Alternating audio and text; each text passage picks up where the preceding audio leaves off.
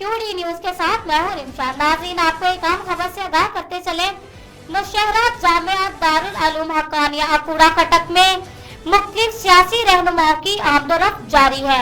Anwar Zeb, bureau chief, QD news Nowshera के मुताबिक साबिक वजीर आजम और अवामी पाकिस्तान के कायद शाहिद खाकान अब्बासी की दारुल उलूम हक्कानिया अकूड़ा खटक में मौलाना हामिदुल हक की दुआ के लिए आमद हुई।